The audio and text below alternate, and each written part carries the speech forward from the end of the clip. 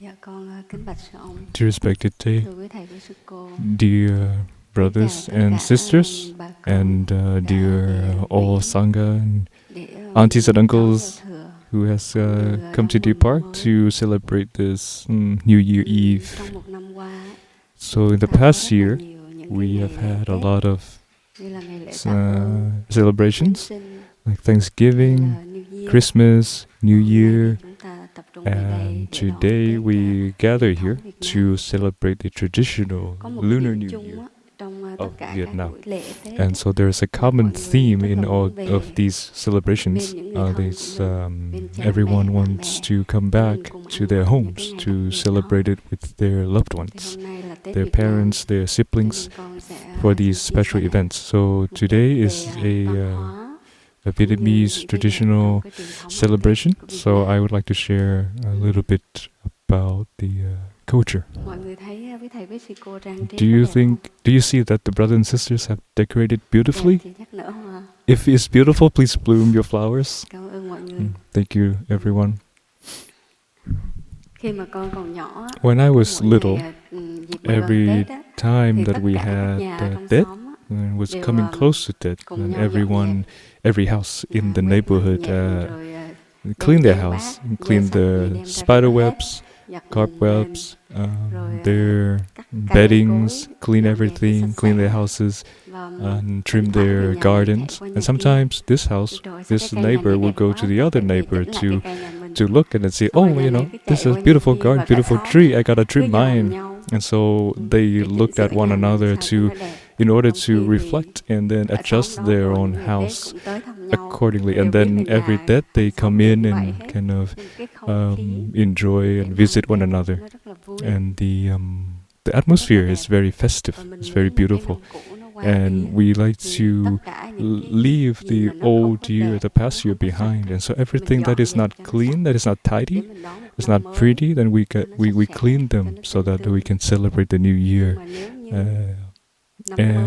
But if the new year is new and beautiful, but our inner self, our mind is still holding on to anger, to grudges, then it's not that new for the new year. So when I come to the monastery, I was very enjoying the atmosphere. And so, because we didn't have to wait until the first day of Tết to celebrate. But when we were preparing, that is already celebrating Lunar New Year or Tết. And that is the opportunity for us to work together. So when we were decorating the big hall, we stopped and had tea. Sometimes we sing, sometimes we share about our families and so on. We had the chance to know our siblings. So don't wait until Tết to actually celebrate it. In the Vietnamese culture, there is a culture that I really like. That is language. Speech. So when I travel to countries outside of Vietnam, but when I hear someone speaks in the native language, the Vietnamese language, then I see that, oh, this is my đồng bào, or đồng is the same. Bao is the womb of the mother. So it means that all the Vietnamese people were born from the same parents.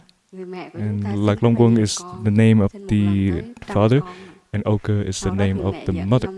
And so the mother took 50, there were 100 at first, and then the mom took 100, the mom took 50 to the sea, and the father took 50 to the mountain. And then from there, the population keeps growing. And so when we go out on the street, we see somebody and maybe a little older than me, older than us, then we can call sister, brother, elder brother. A little older, then we call auntie, uncles. And if they're even older, then we can call grandmother, grandfathers. And if they're younger, we can call them con, which is very young ones. So in the language is already there. This the love of the culture. And so that is a very special day. Every Vietnamese person, even though they're far away from home, no matter how much work they have, how hard they're working, when they have the conditions, they all return to be with their families, to visit their family members. And the days of the last days of the year, they would clean up their houses and then they would sit by the fire to cook earth cakes. They will tell stories of their journeys away from home. And sometimes they will bring out poems to share or songs to share. In the monastery, our teacher, Thầy, he likes to keep that beauty. So the last day of the year, before the ceremony, to celebrate the transition, he would have a session of commentaries on the poems. So usually we would share these with those who enjoy listening to commentaries on poems or songs.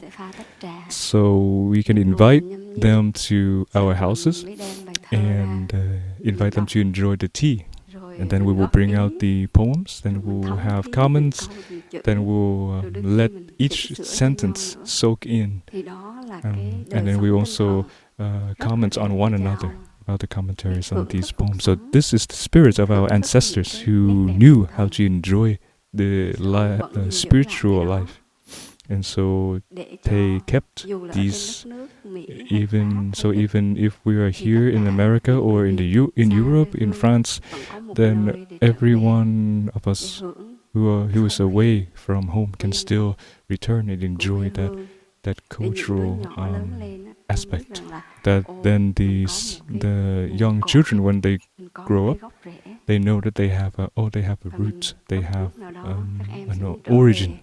So maybe one day they would like to return to get in touch with that beauty, with that goodness. So usually they would comment or have commentaries on poems. Usually the seat is lower. Today is a little too high. The sangha, arranged for me. But the advantage is I can see everyone. So and I feel very happy. So anyways, when I was younger, I only sat and enjoyed, and they usually commented on these on the poems in that. And people like to hear about love, romantic love. Sometimes we just sat and listened and then giggled. And then when they fell ill, then the elder brothers and sisters started to do the same thing, to comment on the poems. And as young ones, we would sit and listen and be curious, like what they would be sharing. Couldn't believe that one day I would be up here to share about my take on these poems. So I don't know what I'm going to talk about. So one day, the other day, one brother came and asked me, sister, are you going to talk about romantic love? And I said, I think I will share about death. But actually, so why I asked you if you share about romantic love, why are you talking about death? And I said, well, I've read poems from the several poets, but I see that all the good poems have been commented on by Thầy, so I don't know which one to share. But of course, I was just joking. So after I accepted the offer, the invitation, I still don't know which poems to comment on. And so I thought to myself, well, I'm living in the monastery, so I'll just take Thay's poems, just to be sure. The other day, one young sibling asked me, Bình thơ, commenting on the poem, what does it mean? And Bình, is that like a vase? I said, no. Commenting on a poem is not about criticizing whether a poem is good or bad. It's more about an opportunity for us to sit together and share the beauties in the language, in the culture that has been consolidated into these poems. And so, just incidentally, recently I was able to read a poems from a young poet, Thái Thượng Minh. She has quite a long series of poems. There is a series, so I'd like to share, but of course today I'm not going to share about that topic of men and women chasing around each other. And so I like to share the second poem. It's about, these are questions, but actually they are also the answers. Poems are like that, they are very strange.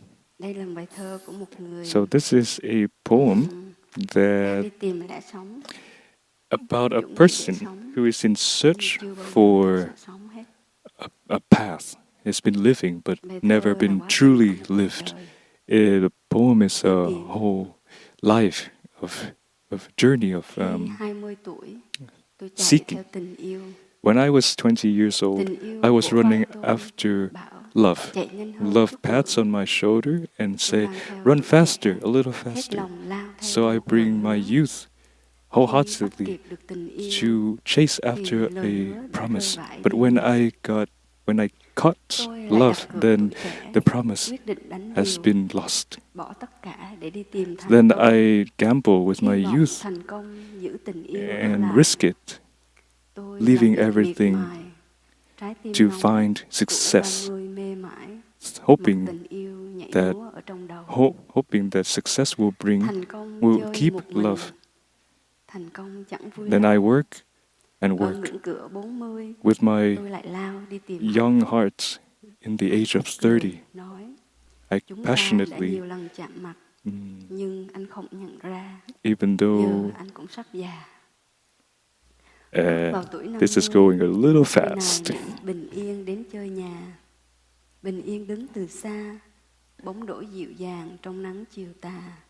And then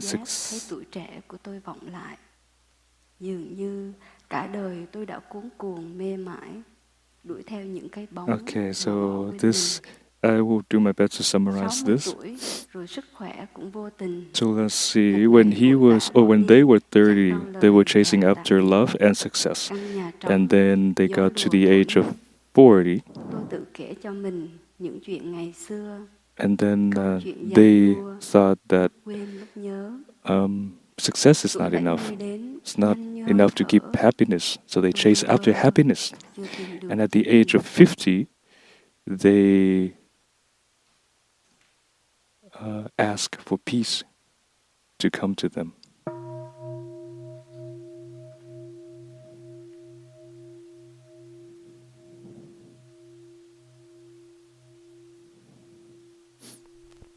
And the age of 60, then they start to realize that they're losing their health. And age of 70, they found themselves. Seems like a sad poem, but it's not that sad. When we were young, everyone wants to find love. We have a lot of energy in the age in our 20s. Everyone wants to find love. In that seeking, it has a lot of passion, a lot of rushing energy. We don't want to walk, we want to run. When I was 20 years old, I run after love. Love pats my shoulder and encouraged me to run a little faster. So in love, we tend to promise. When we promise, we feel a sense of security that our loved one will feel like, oh, when they listen to that, then they won't be nervous as much, anxious as much. But rarely we could keep our promises. So I wholeheartedly chase after a promise, but when I got it, then seems like I hurt people around me. So when we have a promise, and we made a promise, we cannot keep it, we hurt others. In Vietnam, we have a saying, like, when I love you, I promise that my whole life I will not hurt you. So the young girl here listening to that will feel so happy. Getting married, then working and then cooking, cleaning, seeing the husband just searching the web, surfing web. And I said, why are you not helping me? And then he said, well, I said that, he plays with the words. So the husband said, like, my whole life, I would never betray you. But in Vietnamese, phụ can mean two things, either help or like betray. So he said that basically he's saying that I'm not going to help you. So when we were young, we have a lot of love, very passionate. But sometimes living in the same home, we feel like the two people are still very separate. The universe different because we don't know how to practice, and we live together for a little bit, and then we just cannot keep up with our promises. And I feel like, in life, maybe love is not enough. Am I gonna live with, being in love and then we, suffer from one another? There must be something to secure, to reinforce that love. Then this person continues, I gamble my youth to find success in the hope that success will keep love in place. Thinking that, maybe I don't have enough success, we don't have enough career, we don't have a position, we don't have enough money, we cannot shield and protect our loved ones. So I have to work a lot to actually support the family. But actually, when we toss ourselves away like that, we are not present for our loved ones. But in us, on one side, we want to be there for them. But on the other side, we don't feel safe. So there is a tug of war inside of us. And then when we have money, we have a lot of money, a lot of success, then we feel different. Success, then I hang out with myself. Success didn't last long. At the age of 40, I seek for happiness. So age of 20, we look for love. 30, we look for success. And 40, we still feel that there's nothing there that can be called happiness. We think we're missing happiness. So when we find happiness and we hear a voice, an echo, saying that many times you and I have met, but you haven't realized it. Now you are getting old. It's kind of like taunting. What do you want more when you have love? Why weren't you happy? Then when you have success, why were you not happy? Now, why are you finding happiness? Why are you running? Where are you running? When we have a lot of money, then we see that, money cannot buy happiness. Because we are stuck in the idea, what is happiness? Then we lose happiness. When we have our loved ones next to us, we don't treasure their presence. We dream of a different situation. When we have cars, when we have this, when we have that, we have houses, then we can have happiness. So we live with our dreams and we toss ourselves to seek for something. Then of course, the year of 50 comes. 50 years old is already half a lifespan. So now, what do I say? I don't need anything else but peace. I don't need success, I don't need love. Happiness, maybe it's very fickle. I just want that every day I can breathe and I can live peacefully. That's it. But peace is not something that we can have just by wanting. In life, nothing that we can have just by simply wanting it. It has to be a process of reinforcing and building. And of course, we don't know how to practice. We want peace, but we don't sit in peace. We don't sit at ease. And how can we have peace? We run around to find peace. Then we can never touch peace. And at that time, they say, realize something. Maybe my life, I have running after this and after that. Chasing the shadows and leaving myself behind. So we have our bodies to come back, to love and to care for. But usually we abandon our body. And then we buy these massage machines and we lie there but actually we're not really relaxing. Then we pick up our devices, surfing webs, shopping this, shopping that online. And so when the massage machine is massaging it, then we're still stressed because our mind is still running. We don't let our mind to rest. But we hope, yet we still hope for peace. That's why in the sutras there is a part, there's a section that I really like.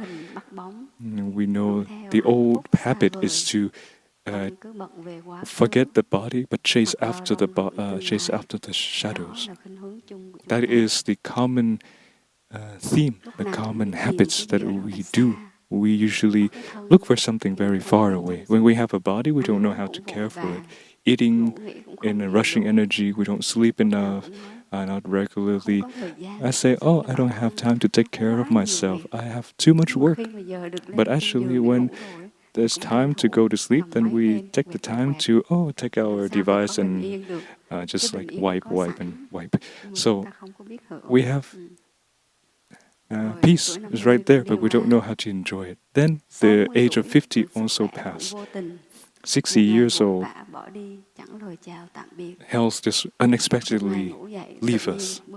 One day, after I wake up from our sleep, we walk down and see that, our legs are numb, and then we have to get acupuncture, and then telling the stories when we were before, like, when I was younger, I got this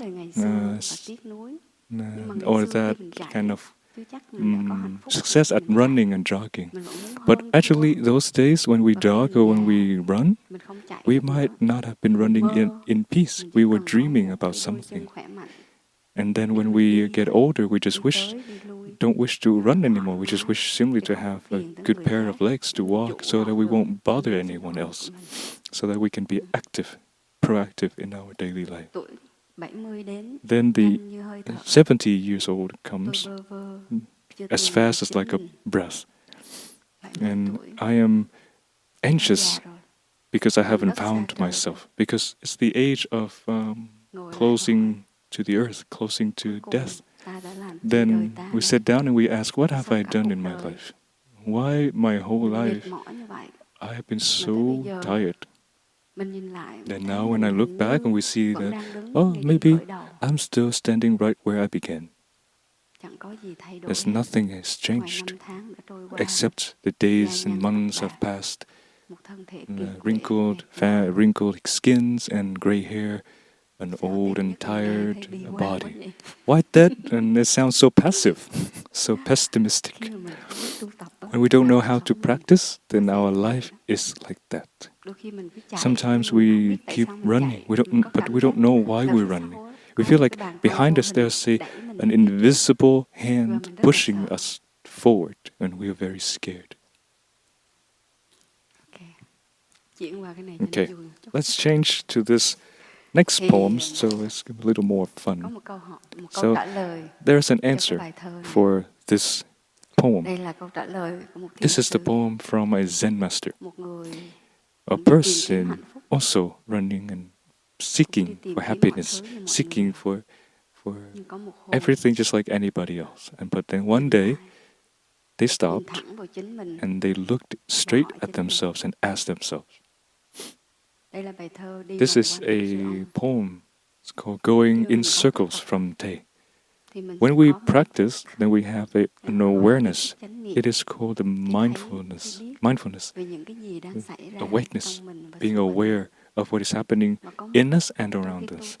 And maybe in one moment in our practice of meditation, we stop and we see that there is a person who is wandering and never stop and really is suffering. And we light the torch of awareness and we ask that person. And this is a question and answer between mindfulness and habitual energies. Habitual energies are those energies that have caused us sufferings. We have accumulated or we have inherited these energies. So mindfulness asks and habits this way.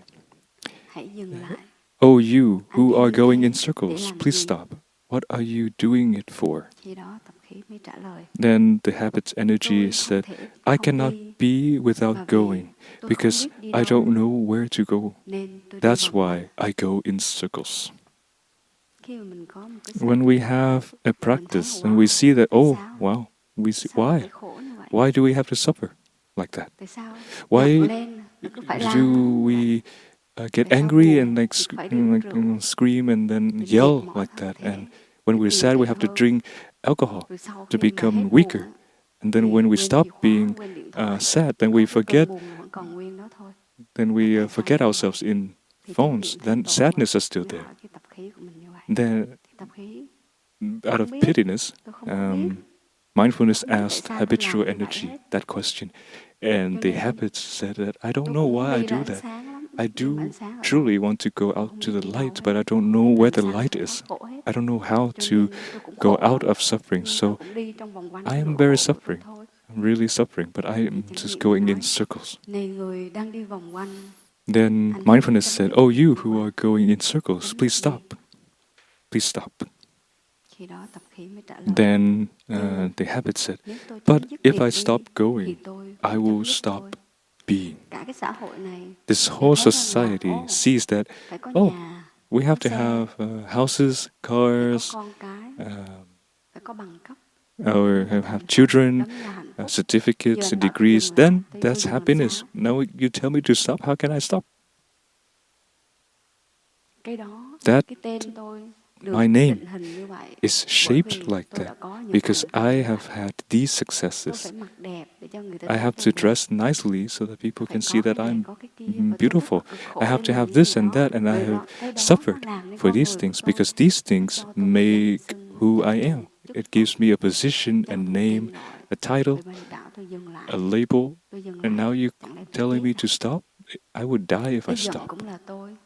Anger is me. Sadness is me. Loneliness is me. How can I stop? I am a human. So mindfulness said, oh, my friend who is going in circles, you are not one with this crazy business of going in circles. You may enjoy going, but not going in circles. There are many paths in our life that we can go, we can walk on. For example, today, instead of going somewhere to hang out, we can go to a deer park. That is a path. We can go up here to breathe this clean air. And around us, there are so many friends who are practicing. We are exposed to the beauty and wholesomeness.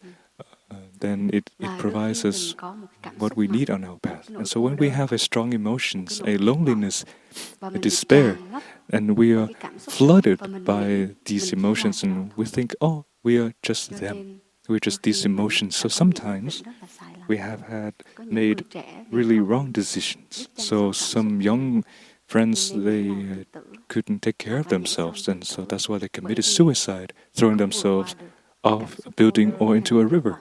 They could not overcome that feeling of despair, of loneliness, either love-bitten or bankruptcy, and so on. And we see that there's nothing else in life, and we are flooded with this emotion. But when we know when to practice, and we see that beyond this selfishness, despair, the sadness, in us there's still this energy of strength, of determination, of compassion, of embracing, of forgiveness, and never surrender.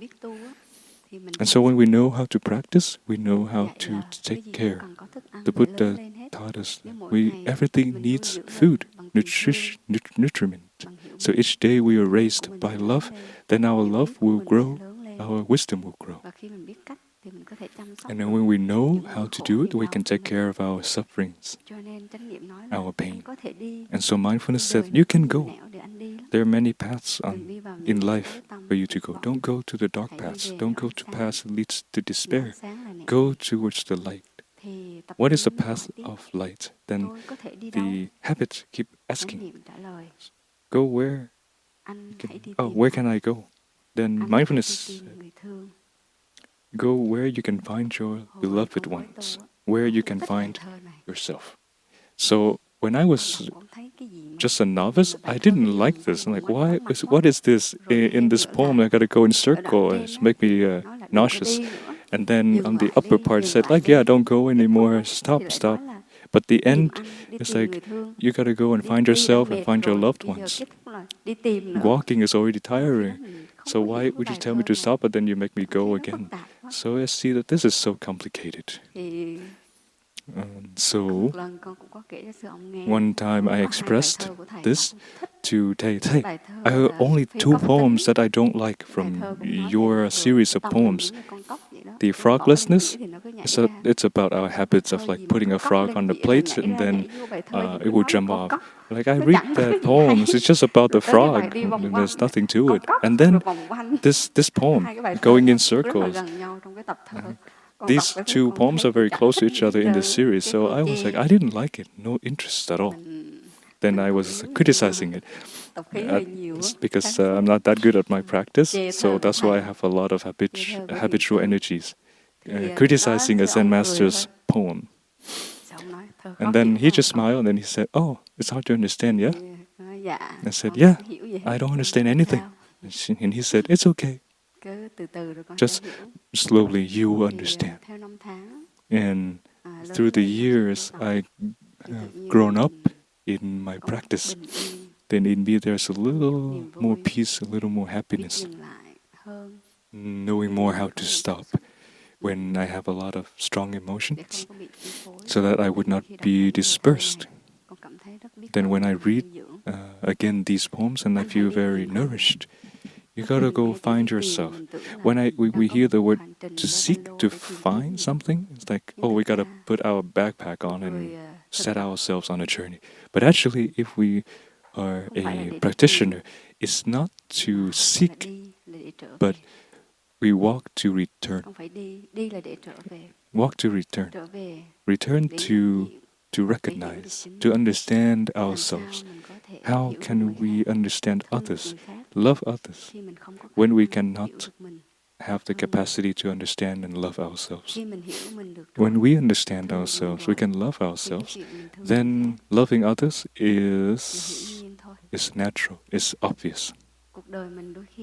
Sometimes in our life, it's like everyone. Do you like to wear silk? Fabrics made from silk. It's a very beautiful fabric, very beautiful material. It's a material invented by China. They feed these silkworms to feed them with strawberry leaves. Then after a while, they will release this silk. Then they would wrap themselves with this silk, and then they would take that strand of silk to turn them into fabrics. And so when society becomes more advanced, there's a Silk Road, and all of these techniques from China was copied, was transmitted to other nations. But before, if China, in ancient time, if somehow those who knew the art and exposed that art outside of China, they would be executed. It's very strict. So a silkworm is like a caterpillar of a butterfly. So they would nurture these silkworms in a specific condition, and they eat a lot of these strawberry leaves. And then they will become pretty chubby, and then they will stop eating. Then they will release these these silks. Then they will wrap themselves with the silk strands. Then they take that strand, the silk, to sew into fabrics.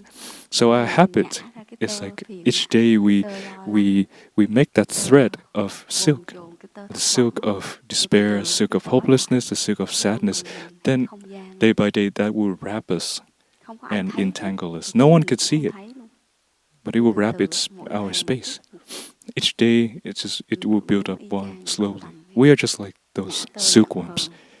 We release the thread, the silk of blaming, of anger, of complaining. Then that silk will bind us, bind ourselves. Then we cannot see happiness anymore around us. so many beauties, so many conditions for happiness, but we cannot get in touch with them. We stay in that cocoon and we suffer.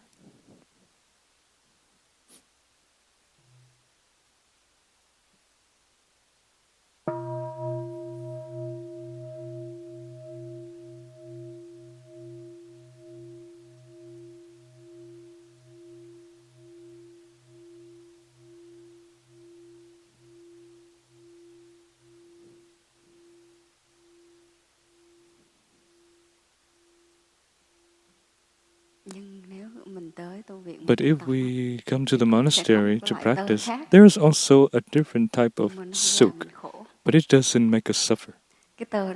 This silk, it cures the other silk. Do you know lotus flowers? The lotus flowers, when they're like a bud, a flower bud, then it will grow slowly. It's like has a long stem, then it will bloom. So when the stem, we break it and then we pull them apart.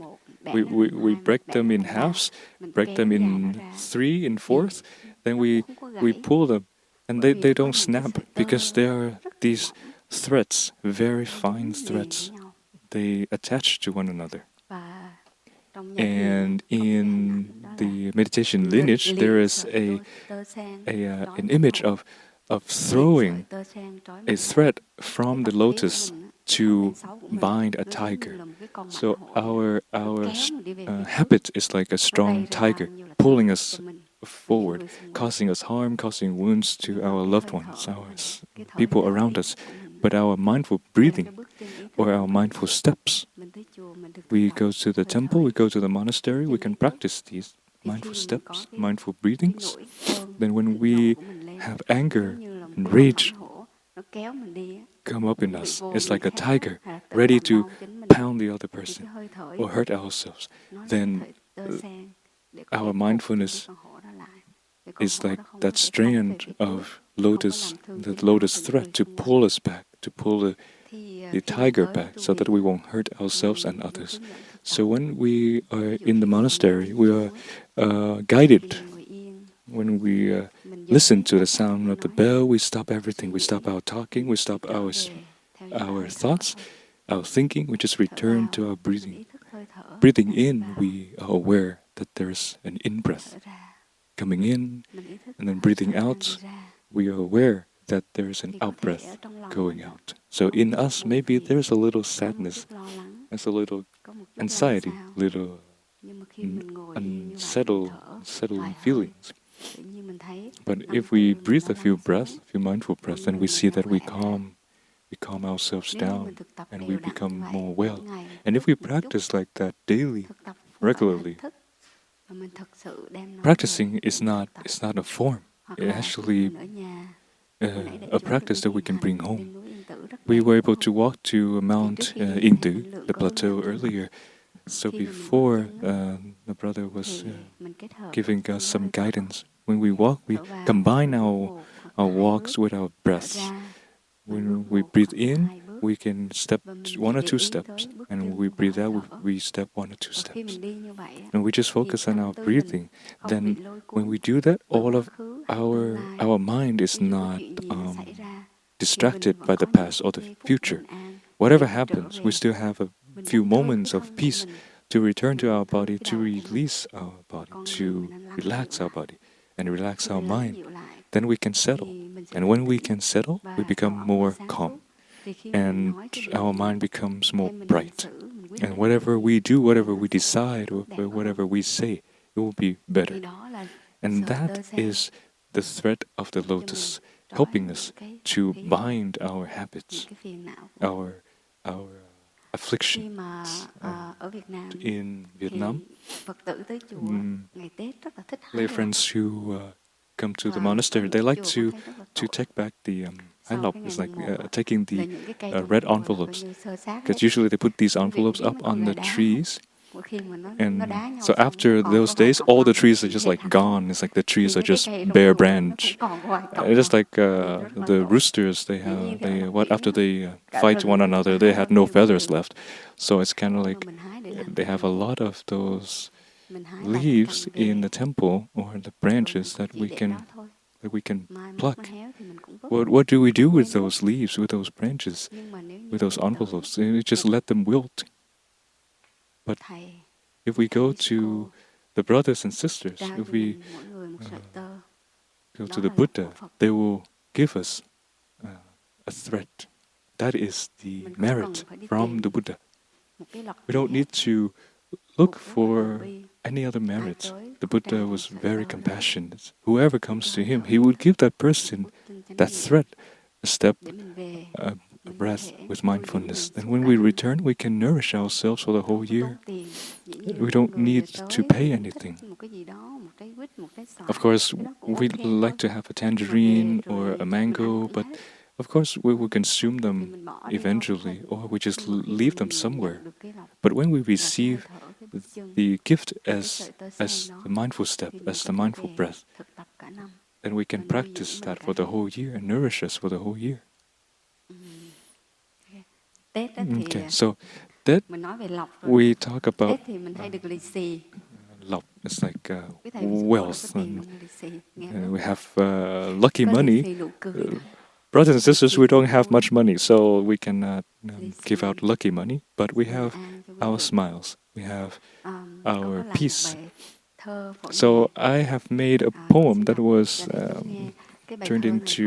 composed into music. I've made this poem a long time ago, but it's always new because it's about New Year. So I like to represent the brothers and sisters in the monastery to send to you this quote-unquote lucky money. Here are the reminders that we can go home and practice. In here, there is the lotus thread, and so when you read this, you can think of that thread of the lotus, in the lotus. So if we have sadness, we have despair, instead of being so quick to decide and to say something or to do something, and things that then we will regret and wish that we had more time, a little more time. So now if we have that thread, when we have strong emotions, then we can think of what the Buddha, what the brothers and sisters here had offered to us, that we can stop and take care of ourselves, that we can bring peace and happiness to us and to our families. That is the offering that the brothers and sisters would like to gift to you, to everyone. So this poem said, "The year is new, are you new? This year is new, are you new? Your sadness, your worries and exhaustion, have you taken care of them, or they are just sitting there? That the year is new, remember to be new." So in family, if our father becomes angry, we said, "Father, you need to remember you got to go to the monastery." Just reminding him not to be angry. The year is new, do you know that? Your sadness, your worries, exhaustion have been transformed, have been released. You are new, remember to be new. This is the transition. Remember to sit together and practice together. There are only a few more hours, then we will celebrate the transition of this year and the next year. So if we have any sadness, if we have any suffering, then we temporarily release it. We practice to let it go. This is a very spiritual land at Deer Park. Very holy. So if we walk on this earth, we can ask our ancestors on this mountain, our blood ancestors, and also Mother Earth, ask them to help us to release and transform. Maybe the past year we've had quite a few mistakes and misfortune, but luckily it has passed. So now is a chance for us to walk new steps, to walk with slower steps, with more caution, more care. The new year, the year is new. Light up your heart. Rise up after each mistake. Life is still beautiful. Flowers still bloom. Your faith is still smiling, laughing.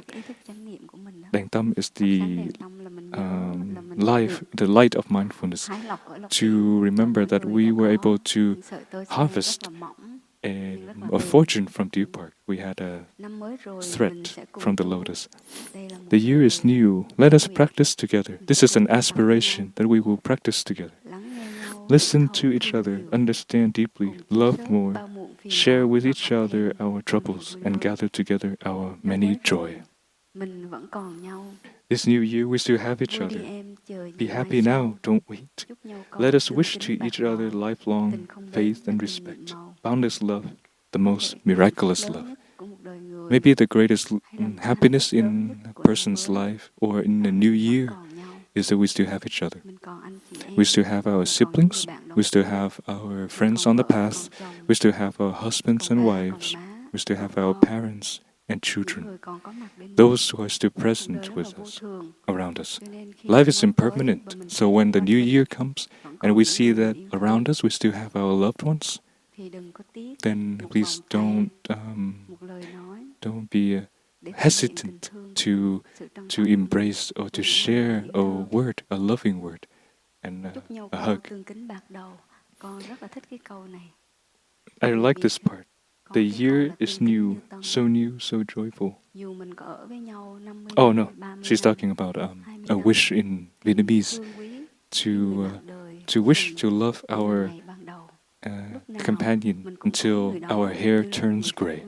We see that they are always like a great guest, a great company, so that we treat each other with respect. Sometimes we live with each other for too long, we are starting to take it for granted.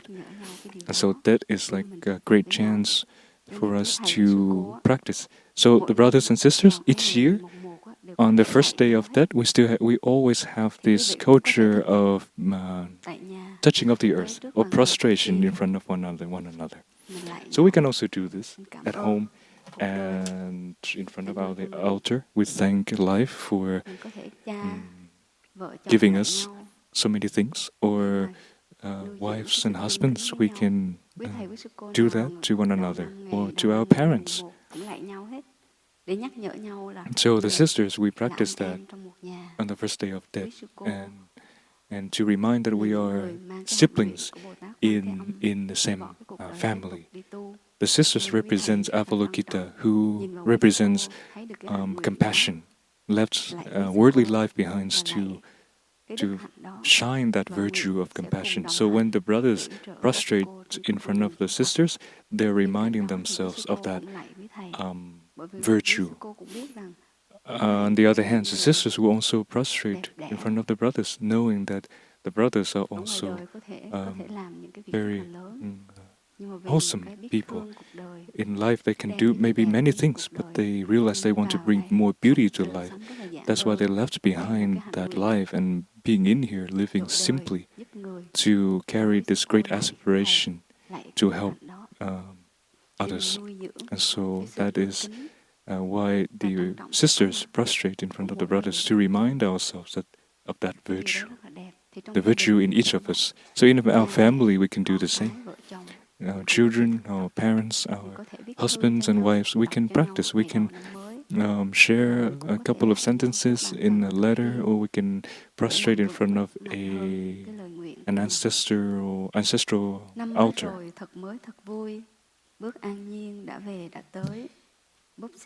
The year is new, so joyful.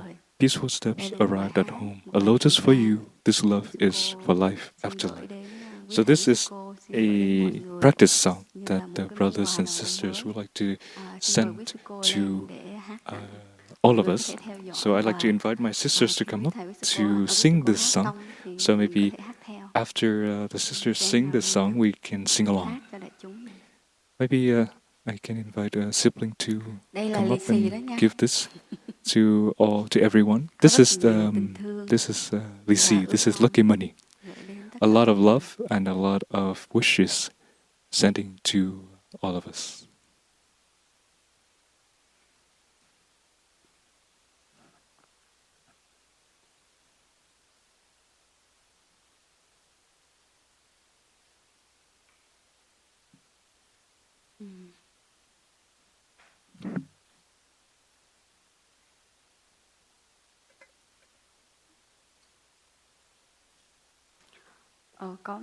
Có bản tiếng Anh nhưng mà chúng con chưa có in ra được. There's also an English version, but I haven't printed it yet. If you like, we can print it later for you. But only Brother Mindia has it. Yes, I do have it, and I've been translating from it. I'm the only one who has the English version.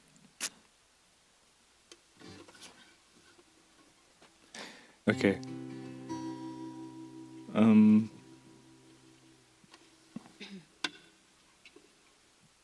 So I'll do my best to translate, but also not to interfere with the atmosphere of the song.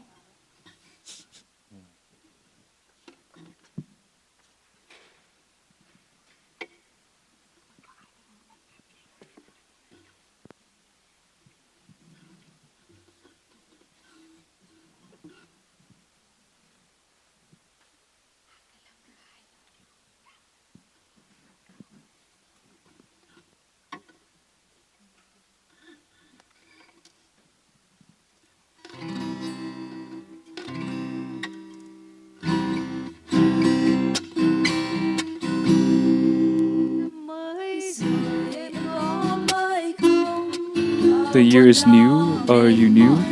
Your sadness, your worries. Have you taken care of them, or they're just sitting there? The year is new. Remember to be new. The year is new. Do you know that? Your sadness, your worries have been transformed, have been released. You are new. Remember to be new. The year is new. Light up your hearts. Rise up after each mistake. Life is still beautiful. Flowers still bloom. Your faith is still smiling and laughing. The year is new. Let us practice together. Listen to each other. Understand deeply. Love more. Share with each other our troubles and gather together our many joy. The year is new. We still have each other. Be happy now. Don't wait. Let us wish to each other lifelong faith, respect, boundless love, the most miraculous love. The year is new, so joyful. Peaceful steps arrived at home. A lotus for you. This love is for life after life. So that's the song.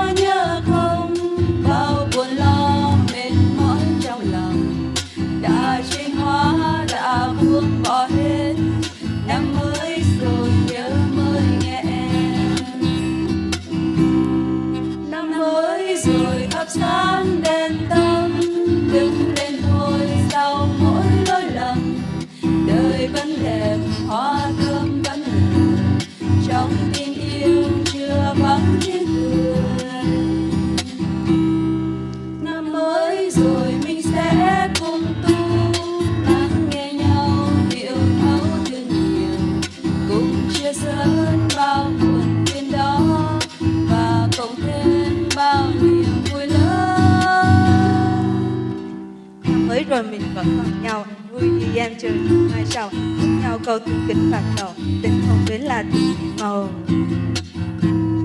Năm mới rồi và mình vẫn còn nhau, vui như em còn chờ gì mai sau, cùng nhau câu tương kính và bạc đầu, tình không bến vẫn là tình nhiệm màu, tình không bến vẫn là tình nhiệm màu.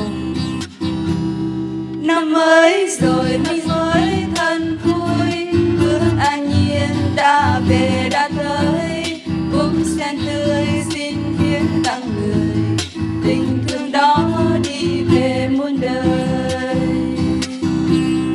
Năm mới rồi thật mới thân vui, bước an nhiên đã về đã tới, búp sen tươi xin hiến tặng người, tình thương đó đi về muôn đời. Búp sen tươi xin hiến tặng người, tình thương đó đi về muôn đời.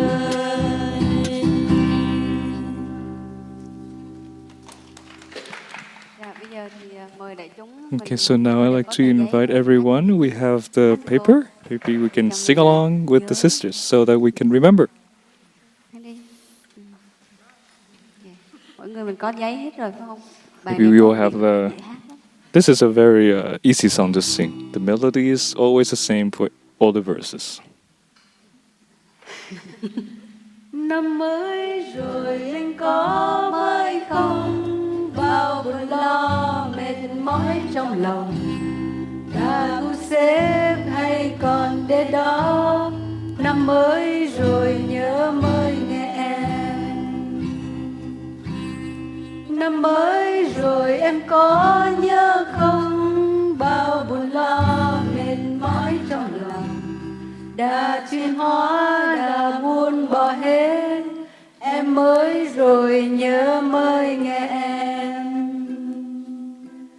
Năm mới rồi thắp sáng đèn tâm, đứng lên thôi sau mỗi lỗi lầm, đời vẫn đẹp hoa thơm vẫn nở, trong tình yêu chưa vắng tiếng cười. Năm mới rồi mình sẽ cùng tu, lắng nghe nhau hiểu thấu thương nhiều, cùng chia sớt bao muộn phiền đó, và cộng thêm bao niềm vui lớn. Năm mới rồi mình vẫn còn nhau, vui đi em chờ gì mãi sau, chung nhau câu tương kính ban đầu, tình không bên là tình nhiễm màu. Năm mới rồi thật mới thật vui, bước an nhiên đã về đã tới, búp sen tươi xin hiến tặng người, tình thương đó đi về muôn đời. Cảm ơn quý sư cô. Thank you, dear sisters.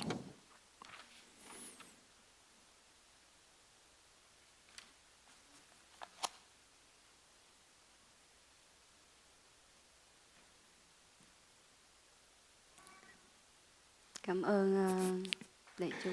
Thank you, everyone, Ăn Tết chung với quý thầy, for quý coming cô. and celebrating Sau giờ này thì with us. có giờ ăn chiều. After this, we have Lúc dinner, 7 giờ thì mình sẽ có văn nghệ Tết ở đây.